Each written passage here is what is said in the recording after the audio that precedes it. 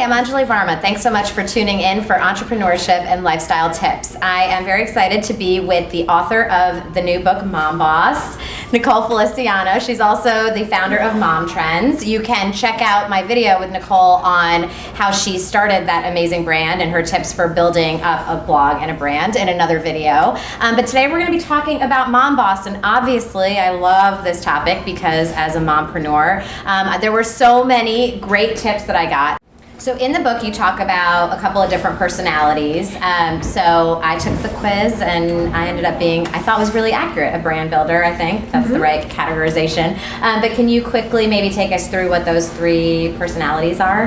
And we're going to create, I just need to find the right digital partner. We're going to put the quiz online because I love a quiz. Every girl that has read this book, they remember like their YM quizzes. And so the quiz was really meant to take a look at your personality trait, because I do think that we've all got innate gifts that were given already, and to use those is probably going to be the best success for you. So first of all, there are solo artists. These are people who tend to like things a little bit more controlled. They tend to be a little more methodical. They like reliable paychecks. They are not as big as risk takers, but they are wonderful at getting projects done. They have great vision. They have great ability to stay organized, stay on project, and keep to a timeline. These tend to be people that had a specific skill set. Maybe they were an HR consultant before, and they're going to just create a business that is home-based. So maybe they were a photographer before, now they're doing photography.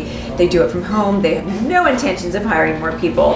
They just want to market their one particular skill set, create a little business off of it, and be done with it at the end of the day. Okay. So next up we have the brand builders. That's you and I. These are people who are thinking a little bit bigger. They have a dream of either a product or a service that they want to get out there. They have this sort of infectious optimism where they can draw people into their dream. They are also going to need to raise monies and create money. So they are, people who can think about turning things into sales pretty quickly. They're thinking about visionaries.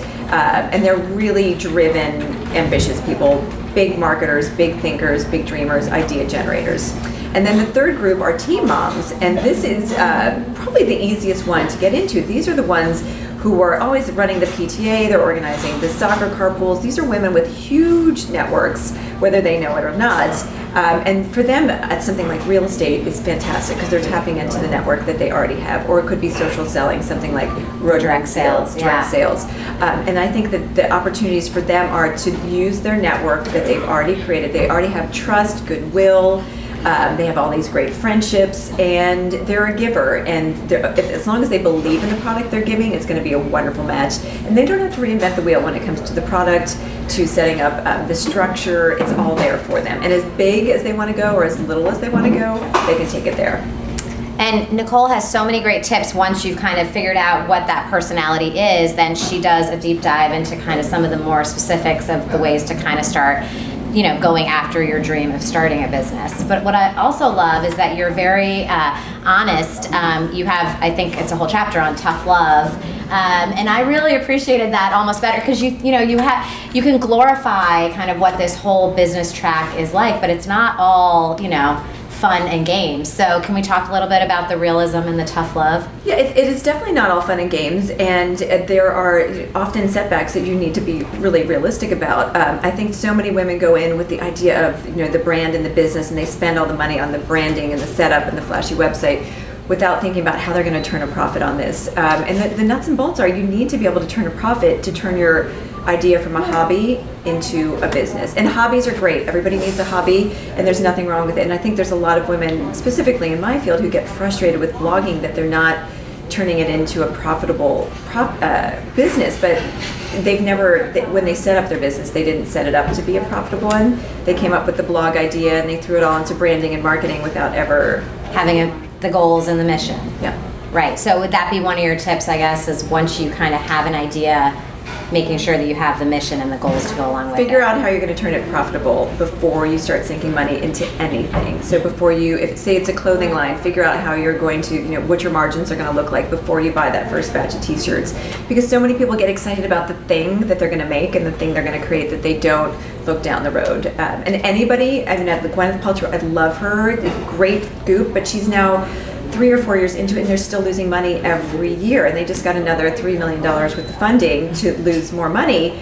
And that's not, most of us can't afford to lose that kind of money. We can't afford to lose any money. Yeah, So $3, let alone $3 million. so Yeah. you got to figure out how you're going to not only shrink your losses, but get ahead of those losses.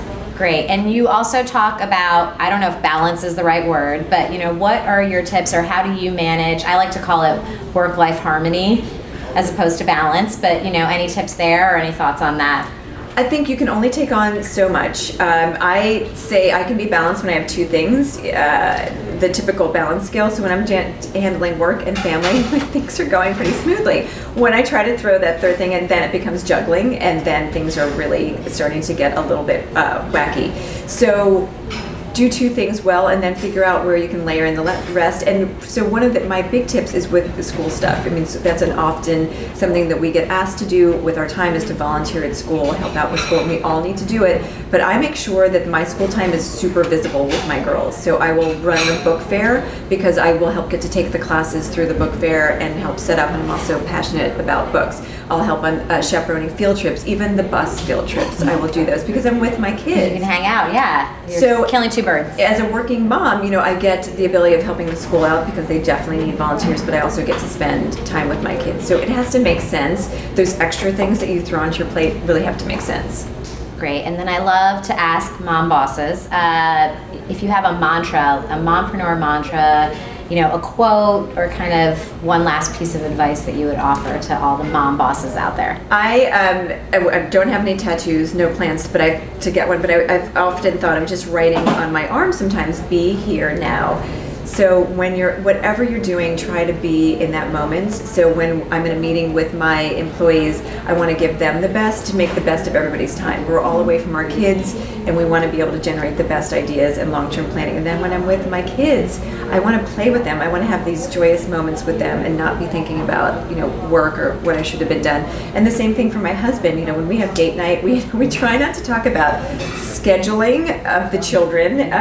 We'll try not to talk about children in general. We try to go back to those days when the romance was for kids. And I really try to focus on him, when we have those date nights. So living in that moment. So the mantra, "Be here now," does run through my head when I feel myself getting distracted, to remind me, because in the end, it will make the best use of everybody's time if you do one thing at a time. Present. Yeah.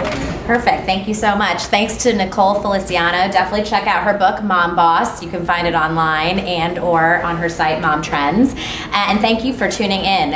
Would love for you to subscribe to my YouTube channel for more entrepreneurship and lifestyle topics. And head over to my blog, anjalivarma.com. Hope to see you next time.